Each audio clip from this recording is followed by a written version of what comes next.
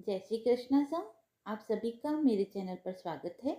आइए सुनते हैं सोम प्रदोष की व्रत कथा व जानते हैं इसका महत्व। हिंदू धर्म में प्रदोष व्रत का बहुत अधिक महत्व है। साल में कुल 24 प्रदोष व्रत होते हैं। प्रदोष व्रत भोले शंकर को समर्पित है। इस समय माघ माह चल रहा है व हर माह में 2 बार प्रदोष व्रत आता है, एक कृष्ण पक्ष में व एक शुक्ल पक्ष में। माघ माह में पड़ने वाले प्रदोष व्रत का अत्यधिक महत्व है। प्रदोष व्रत में प्रदोष काल में ही प्रदोष व्रत की पूजा का विशेष महत्व है और प्रदोष काल संध्या के समय सूर्य अस्त से लगभग 45 मिनट पहले शुरू हो जाता है व सूर्य अस्त के लगभग 45 मिनट बाद समाप्त हो जाता है। कहा जाता है कि प्रदोष काल में भगवान शिव की पूजा करने से शुभ फलों की प्राप्ति होती है। प्रदोष व्रत करने से संतान सुख की प्राप्ति होती है। इस व्रत को करने से भगवान शंकर व माता पार्वती की विशेष कृपा प्राप्त होती है।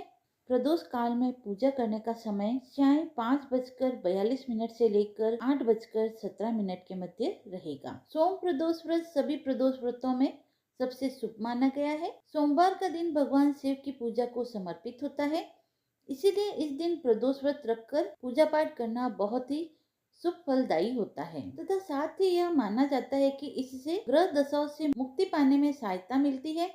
इसके अलावा प्रदोष व्रत रखने वाले साधक पर देवों के देव महादेव की सदा कृपा बरसती रहती है और जीवन में सुख समृद्धि और खुशहाली का वास होता है। आइए अब सुनते हैं सोम प्रदोष की व्रत कथा। एक नगर में एक ब्राह्मणी रहती थी। उसके पति का स्वर्गवास हो चुका था। उसका अब कोई आश्रयदाता नहीं था, इसीलिए प्रातः होते ही वह अपने पुत्र के साथ भीख मांग निकल पड़ती थी। भिक्षाटन में ही वह स्वयं व पुत्र का पेट पालती थी। एक दिन ब्राह्मणी घर लौट रही थी तो उसे एक लड़का घायल अवस्था में कराहता हुआ मिला। ब्राह्मणी दयावश उसे अपने घर ले आई। वह लड़का विदर्भ का राजकुमार था।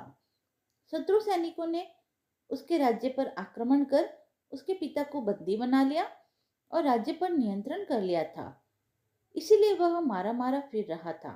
राजकुमार ब्राह्मण पुत्र के साथ ब्राह्मणी के घर में रहने लगा। एक दिन अंशुमति नामक एक गंधर्व कन्या ने राजकुमार को देखा और उस पर मोहित हो गई।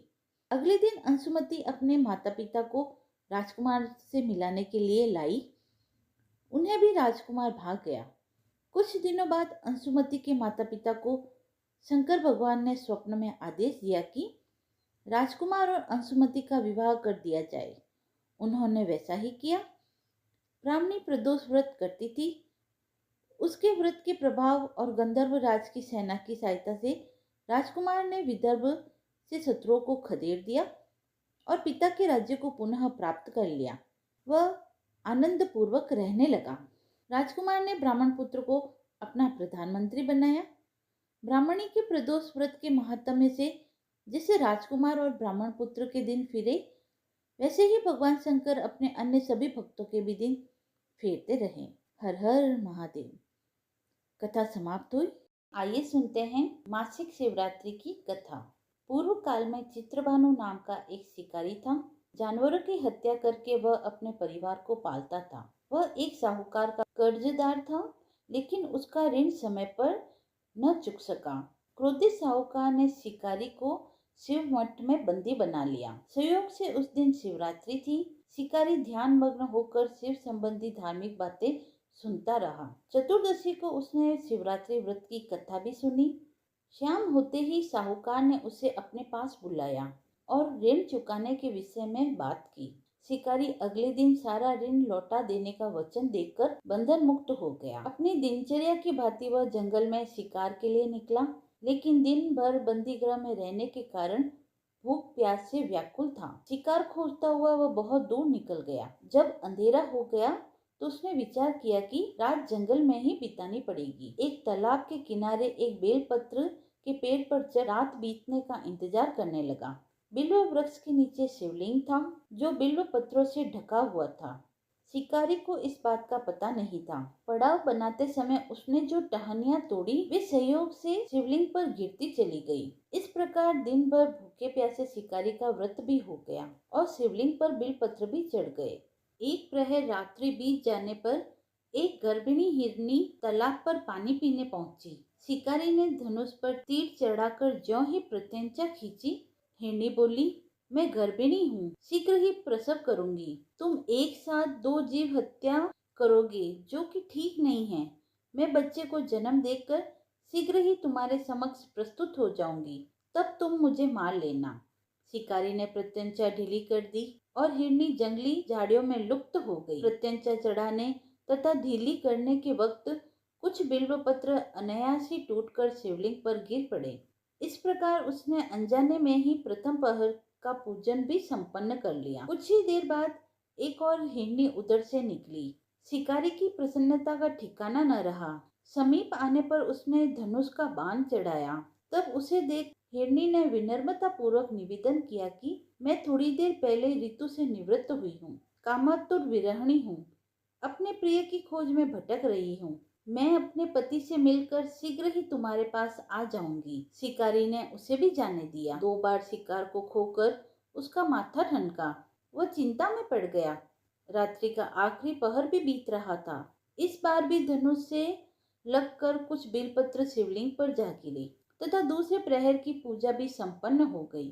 तभी एक अन्य हिरनी अपने बच्चों के साथ उधर से निकली। शिकारी के लिए यह स्वर्णिम अवसर था।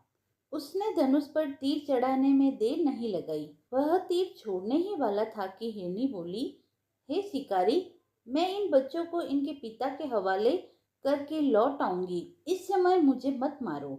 सामने आए शिकार को छोड़ दूं? मैं ऐसा भी मूर्ख नहीं। इससे पहले मैं 2 बार अपना शिकार खो चुका हूँ। मेरे बच्चे भूख प्यास से व्यग्र हो रहे हैं। उत्तर में हिरनी ने फिर कहा, जैसे तुम्हें अपने बच्चों की ममता सता रही है, ठीक वैसे ही मुझे भी सता रही है। हे शिकारी, मेरा विश्वास करो, मैं इन्हें इनके पिता के पास छोड़कर तुरंत लौटने की प्रतिज्ञा करती हूँ। हिरनी का दीन स्वर सुनकर शिकारी को उस पर दया आ गई। उसने उस मृगी को भी जाने दिया।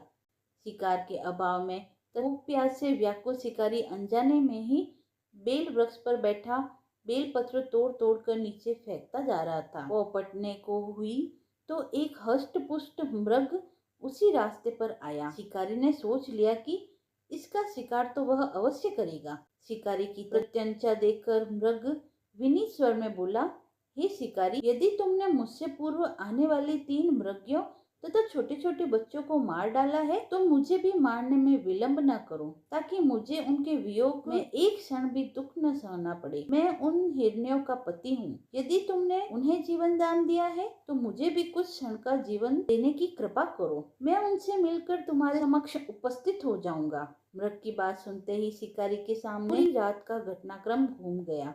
उसने सारी कथा मृग को सुना दी। मृग ने कहा, मेरी तीनों पत्नियां जिस प्रकार प्रतिज्ञाबद्ध होकर गई है, मेरी मृत्यु से अपने धर्म का पालन नहीं कर पाएगी। अतः जैसे तुमने उन्हें विश्वास पात्र मानकर छोड़ा है, वैसे ही मुझे भी जाने दो। मैं उन सब के साथ तुम्हारे सामने शीघ्र ही उपस्थित होता हूँ। शिकारी ने उसे भी जाने दिया। इस प्रकार प्रातःकाल हो गया। उपवास, रात्रि जागरण तथा शिवलिंग पर बेलपत्र चढ़ने से अनजाने में ही शिवरात्रि की पूजा पूर्ण हो गई। पर अनजाने में भी की हुई पूजा का परिणाम उसे तत्काल मिला। शिकारी का हिंसक हृदय निर्मल हो गया। उसमें भगवत भक्ति का वास हो गया। थोड़ी देर बाद जब वह मृग सपरिवार शिकारी के समक्ष उपस्थित हुआ ताकि वह उनका शिकार कर सके, किंतु जंगली पशुओं की ऐसी सत्यता, सात्विकता एवं सामूहिक प्रेम भावना देखकर शिकारी को बड़ी ग्लानि हुई। उसने मृग परिवार को जीवन दान दे दिया। अनजाने में ही शिवरात्रि के व्रत का पालन करने पर भी शिकारी को मोक्ष की प्राप्ति हुई। जब मृत्यु लोक में यमदूत उसके जीव को ले जाने आए, तो शिव गणों ने उन्हें वापस भेज दिया तथा शिकारी को शिवलोक ले गए। शिव जी की कृपा से ही अपने इस जन्म में राजा चित्रभानु अपने पिछले जन्म को याद रख पाए तथा महाशिवरात्रि के महत्व को जानकर उसका अगले जन्म में भी पालन किया। कथा समाप्त हुई। यदि आपको कथा पसंद आई हो तो आप मेरे चैनल को लाइक, शेयर एंड सब्सक्राइब करें। धन्यवाद।